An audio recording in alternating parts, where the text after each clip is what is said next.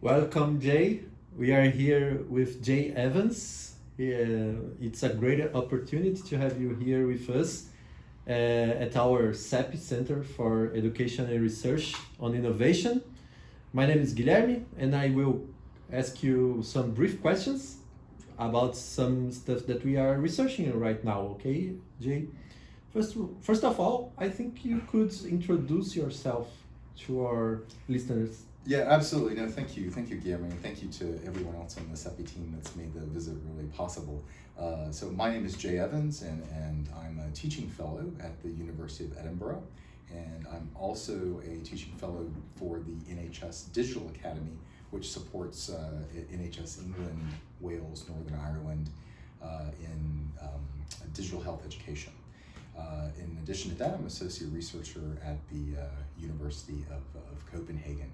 And of course, the work with Edinburgh is what's brought me here today to join you all after we've been working together for quite some time now. So thank you all very much for the invitation. Really appreciate it. Thank you. It's a pleasure to have you here. Thank you. So Jay, we have 4 questions. Sure. The first is about the environment of health techs in UK. What could you say about this environment there? Yeah, so I can certainly speak to the what the health tech startup kind of environment is for Scottish startups, as I'm COO of one, in fact, at the moment. In fact, you find a very robust environment for startup operations for health tech companies in the UK and in Scotland as well. That we receive funding from organizations such as Scottish Enterprise for early stage testing. There's a whole series of support that's given through Scottish Enterprise, or in our case, Highlands and Islands Enterprise, that take you through kind of all of the business steps that you need to be aware of. You know, data privacy issues, data governance, also just set the nuts and bolts of setting up your company, and there's funding available to do that along the way and get to kind of a test bed stage, let's say, or an MVP stage for your product. And there's even money to support early pilot testing. I think the challenge that faces a lot of health tech companies, not just in Scotland, but also in England and Wales, is actually NHS procurement. Like once you get to a stage of going beyond just test bedding with the NHS and just testing a concept, you then need to work that into really their procurement cycle. And that's where it becomes very cumbersome. In many cases, an NHS trust in England or an NHS board in Scotland has a very rigorous procedure for any new technology they're going to deploy across their trust or board. And sometimes this includes 3 review committees, plus other hurdles that a small tech company has to jump through. And then of course the process of due diligence and the process of review for the app itself. That requires a lot of resources and time from the part of the tech startup. Normally there's only a handful of people involved. And then just understanding really how that procurement cycle works. I'll give an example. Normally from the time you start talks with an NHS trust or NHS board, it can be over 2 years before they actually decide, if they decide, and then before they actually decide on acquiring your product. And so many small companies don't have enough cash flow to wait that out, because all of that procurement and review takes up really all of the energy of that small company, when perhaps there are other markets, other opportunities in other fields that are that could provide greater returns. So that's one of the major challenges actually that's facing health tech. Is still the procurement bar is actually quite high with the NHS, and it still remains a hurdle. Yeah. Jay, a lot of health techs here in Brazil deal with primary healthcare. So what would be the main challenges, especially regarding data protection in primary healthcare? Yeah, so speaking from the Scottish context, of course, most primary healthcare is handled via GPs, and then those GPs would make referrals to certain NHS services depending on what they encountered. An interesting twist, though, with regards to privacy at the level of primary care within Scotland and in other parts of the United Kingdom is now this issue around social prescribing. Social prescribing, for those people who don't know, is that instead of the doctor prescribing a series of medications or pills to cure your ills and ailments, they might prescribe that you go on a walk for 3 miles or 4 miles each day, or that you go swim in the ocean. Anyway, whatever that happens to be, that they're writing that out, and that's your prescription. One challenge in monitoring that is that you then are monitoring that person's movement. In many cases, you need to know whether or not that person took that walk, or if they took that swim. And in many cases, in order to get that information from something like a Fitbit, other wearable, or if there's a bespoke device that's providing that information, sometimes the user is maybe asked to share location or other data. So it's these new challenges really that are bringing in additional layers to data protection and privacy within primary care in the UK. As the traditional system actually is quite robust, but now with these other add-ons, it adds layers of complexity that need to be considered and considered actually quite carefully as we begin to monitor patients for their adherence to social prescriptions.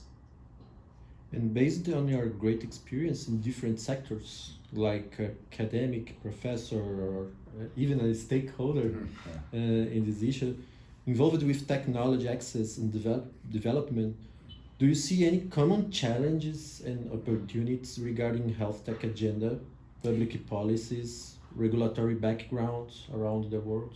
Yeah, I see actually what needs to be really an increased alliance really between academia and also those health tech companies that are implementing. A lot of times that connection doesn't take place for a wide variety of reasons. The health tech company or small startup has other agendas. They need to produce revenue. They have their shareholders, their investors that they need to please, and of course their focus may not necessarily be on academic evaluation of their impact or academic evaluation of the efficacy of their tools. However, I think that there's an opportunity now for academia to go to small and medium-sized health tech companies and tell them about the services that academia can provide. An evidence-based around health impact of a particular tool is far more believable if it's coming from an academic third party than from that company's own kind of research unit or evaluation unit. It's going to be more valuable to investors, and it's eventually going to be more valuable to a Ministry of Health or to the National Health Service or even a private provider, because they know that particular body of research has been rigorously reviewed around the ethics of it. It's been peer reviewed, and there's some level of higher level of confidence in an academic, and of course higher level of rigor in an academic evaluation of a tool's health outcomes, as opposed to the company's own evaluation of the same. Jay, how do you see the encounter of academic research and teaching initiatives related to innovation and public interest associated with the present and the future of digital health projects? Yeah, no, thanks, Guilherme, for the question. I think there's really a capacity gap right now, and that capacity gap exists within the health workforce and also within government to understand really how digital health works and digital health innovation works. I'll give an example for the tools that now use artificial intelligence, AI, or machine learning. Even within those of us that implement, there's a very, there can be a very limited understanding sometime of the unintended consequences of using AI or using machine learning as it's integrated into a tool.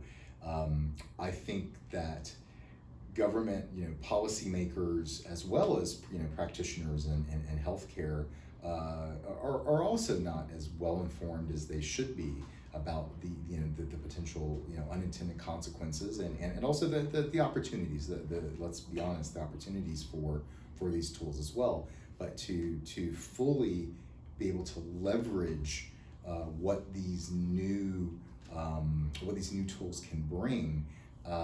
You've got to be able to ask the right questions. You've got to be able to ask the right questions around design, about how they were designed, how data is populated, and how the algorithm was decided on, and how it's been tested, and the rigor of that testing.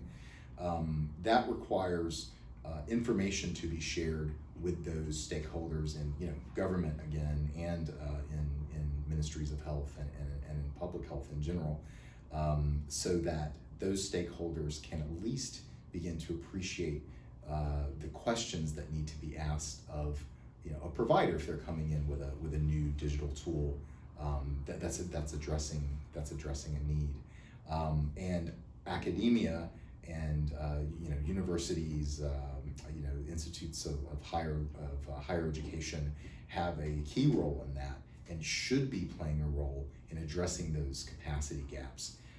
I would say if they're not institutions that have those courses available right now, that you need to have them, because there's a definite need, and I think there's a definite demand among healthcare practitioners for that information, because let's face it, every day they're attending patients. They're not focused on these wider questions, because in front of them right now are all of these patients. It's up to academia and others to kindly suggest to step aside for a minute from that day-to-day pace and really take a moment to consider these tools they're now going to bring into the care environment and that are going to be an integrated part of that patient's care. And if those tools are really designed with the best principles and actually protect patient data, and more importantly, are achieving the health outcomes that they want to achieve as a clinician or as a healthcare practitioner. Thank you for your answer, Absolutely. Jay, Yeah. and also My pleasure. thank you for visiting us. Yeah, I know. And have this nice conversation. It was great, Yeah. and I think we could also share a lot of things between Edinburgh and Brazil. Absolutely. And we are very glad to have you here. No, thank you all once again for the invitation and also for the hospitality. Well, thank you very much. Would love to come back anytime. Thank you. Thank you.